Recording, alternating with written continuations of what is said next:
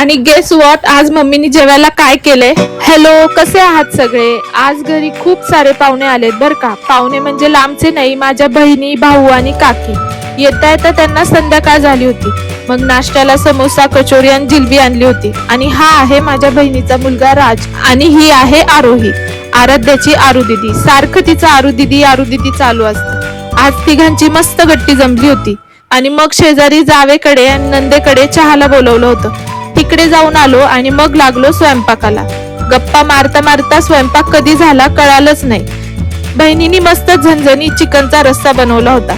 आणि एक गंमत सांगू का तुम्हाला, आम्ही दोघी ना जुळ्या बहिणी आहोत बर का, रोहिणी आणि मोहिनी. फक्त 3 मिनिटांचंच अंतर आहे आमच्यात. आणि इकडे तोपर्यंत चॉकलेट्स वरून भांडणं होऊन परत मैत्री झाली बर का. मग दुसऱ्या दिवशी सकाळी निघालो पुण्याला माहेरी. परी तर नुसती पप्पा पप्पा तुम्ही पण चला म्हणून खूप रडत होती.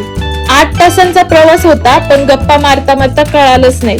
आणि मध्ये आम्हाला माकड पण दिसली होती. एक माकड तर गाडीवरती चढलं होतं. मध्ये हॉटेलमध्ये छान जेवण केलं आम्ही. आणि घरी पोचता पोचता आम्हाला 8 वाजून गेले होते. पण खूप मज्जा आली बर का. पण बसून बसून पाय खूप सुजले होते आणि केसांचा तोंडाचा नुसता अवतार झाला होता. मग पहिले फ्रेश झाले आणि 3-4 महिन्यासाठी आले तर बघा किती बॅग आहेत त्या. परी तर आल्या आल्या खेळायला लागली होती.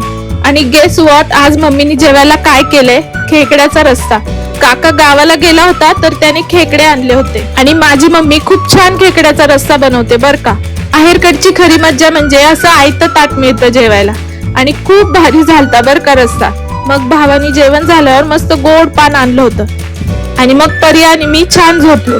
आता काय 2 महिने आरामच आराम. बाय.